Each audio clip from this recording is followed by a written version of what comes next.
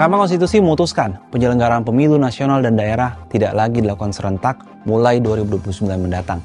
Dengan memisahkan keduanya, pemerintah dengan sadar akan menggeser paradigma dari sistem elektoral simultan ke arah tata kelola pemilu yang terdesentralisasi secara temporal. Namun di balik itu siapa sebenarnya yang diuntungkan? Siapa juga yang bakal dirugikan dari pemisahan ini?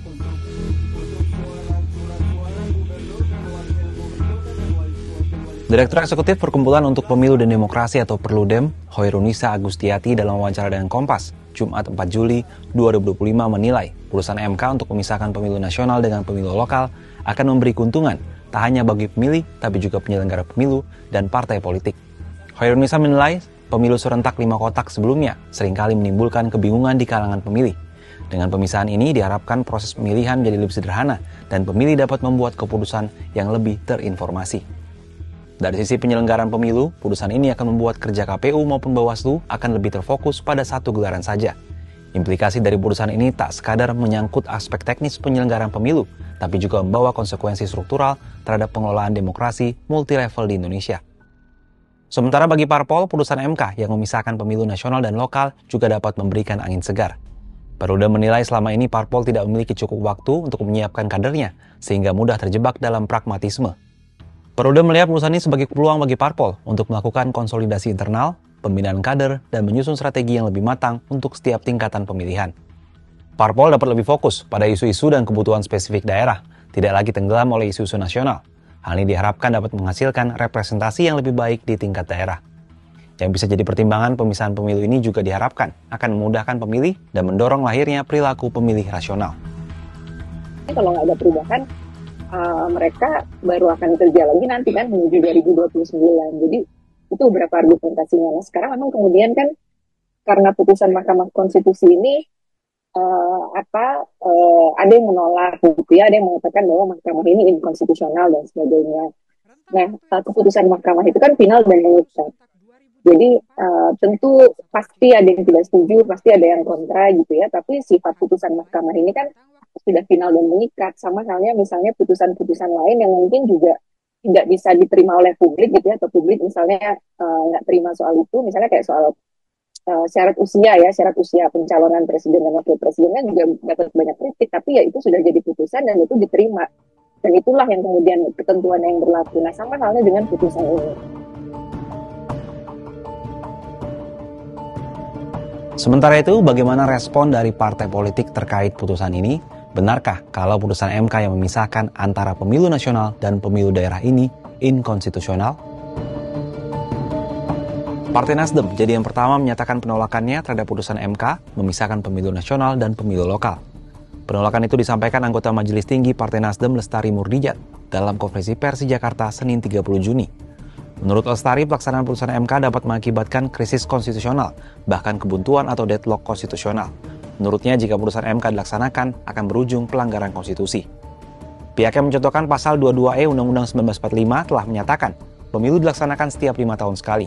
Kemudian pemilu diselenggarakan untuk memilih presiden, wakil presiden, anggota DPR, DPD, dan DPRD. Dengan demikian, ketika setelah 5 tahun periode DPRD tidak lakukan pemilu, maka terjadi pelanggaran konstitusional. Jika dilakukan perpanjangan masa jabatan anggota DPRD setelah selesai periode 5 tahun, bagi Nasdem, hal itu akan menempatkan para anggota DPRD tersebut bertugas dan menjabat tanpa landasan demokratis. MK melanggar prinsip kepastian hukum, yakni prinsip hukum yang tidak mudah berubah, bahwa keputusan hakim harus konsisten.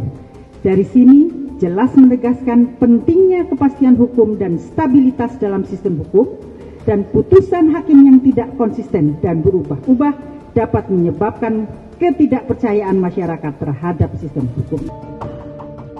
Penolakan juga disampaikan Ketua Badan Legislasi DPP Partai Keadilan Sejahtera Zainuddin Paru. Dalam keterangan tertulis pada Rabu, ia mengatakan putusan tersebut secara substansi telah melanggar amanat pasal 22E Undang-Undang 1945 yang menegaskan bahwa pemilu dilaksanakan setiap 5 tahun sekali. Putusan MK yang berpotensi memperpanjang masa jabatan anggota DPRD tanpa pemilihan dianggap sebagai tindakan inkonstitusional. Terkait hal ini, Hoirunisa menilai DPR justru harus segera merevisi Undang-Undang Pemilu. Pasalnya, regulasi yang ada saat ini masih mengacu pada sistem keserentakan. Revisi Undang-Undang Pemilu menjadi keharusan untuk mengimplementasikan putusan MK tersebut. nanti kan kepala daerah ataupun DPRD yang akan berpemilu di 2031, masa jabatannya kan tetap 5 tahun, sampai 2036 gitu, tidak jadi 7 tahun.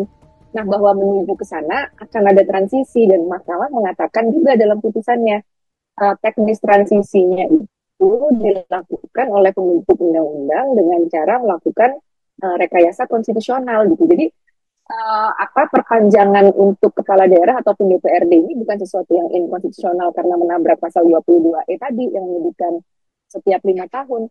Nanti kan mereka juga akan 5 tahun gitu. Nah, kita pun pernah punya pengalaman melakukan panjangan atau pemotongan DPR juga kan, 7177, 9799. Kan kita pernah itu dilakukan kan karena ada masa transisi. Jadi ini bisa dikatakan bahwa pemilunya tuh start dari nol gitu. 2029 untuk pemilu nasional, pemilu daerahnya dimulai 2031. Tapi untuk menuju ke ajegan keserentakan tadi, ya harus ada transisinya, Mas. Meskipun putusan MK ini menuai pro dan kontra, terutama dari sebagian partai politik, sifatnya yang final dan mengikat harus dihormati. Kini bola ada di tangan DPR untuk merumuskan ulang undang-undang pemilu demi memastikan kepastian hukum dan perbaikan kualitas demokrasi kita ke depan. Lantas, apakah perombakan besar ini akan benar-benar menghasilkan pemilu yang lebih baik atau justru memicu tantangan baru dalam sistem politik kita? Gimana kalau menurut sahabat Kompas?